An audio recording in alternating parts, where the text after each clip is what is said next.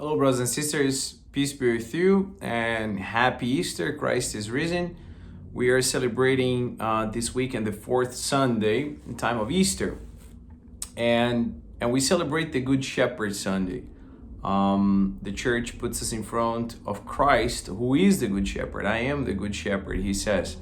A shepherd that we are called to belong to.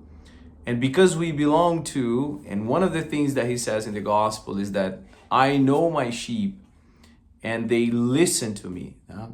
As he says here, the sheep that belong to me listen to my voice. I know them and they follow me. I give them eternal life and they will never be lost.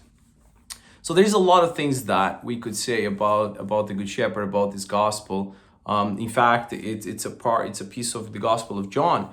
It's pretty long. But there are a few questions that I ask myself as well as I was preparing for this reflection, because Christ says, I am the Good Shepherd and they listen to my voice if they belong to me. And then I was thinking, what does it mean to listen to his voice? Because what is his voice? What is it that the Good Shepherd, what is the voice that the Good Shepherd has that differs from any other shepherd? Because if there is a good shepherd, well, it means if he says that I am the good shepherd, it means that there is a shepherd that is not good. There is a bad shepherd, right? That we perhaps follow as well, right? So what is it that is distinctive from other shepherds? Well, I believe that Christ, as the good shepherd, he will always, because he loves us, he will always tell us the truth.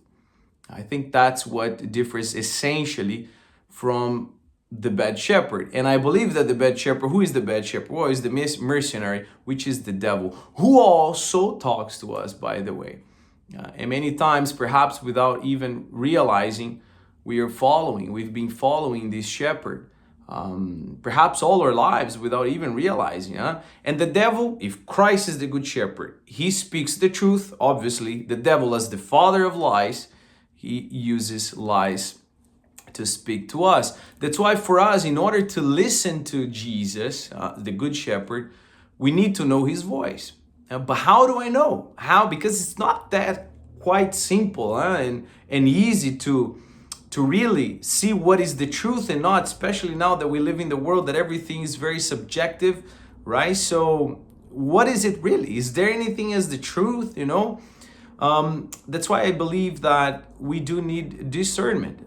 A Christian as a sheep, needs discernment, because who is talking to me today? Who has been talking to me lately? Also because in this gospel, Jesus Christ says, I give them eternal life and they never get lost. Do I have eternal life today in me? A life that never ends, or I don't have life in me today? What are the effects that I have in me today? Because it's true, I am that which I've been listening. My life today is a reflection of that which I've been listening. All the effects of what I've been listening today, I feel it in my body, my psychic, in my spiritual life. Am I alive today? Do I have eternal life inside of me today? Am I lost? Do I feel lost?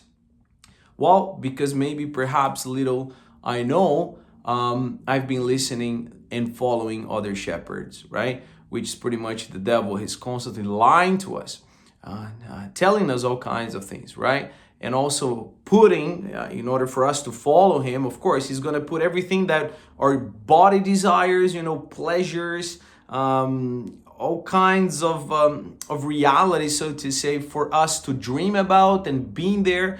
Anything also that will make us fall off the path of Jesus Christ, which is the Good Shepherd. And what is the path essentially of Jesus Christ, the Good Shepherd? Well, it is the path of the cross, which is essentially suffering, right? That's why Christ, he will always use the cross as the staff, because every shepherd has a staff. Jesus will always use the cross as his staff to bring us closer to him.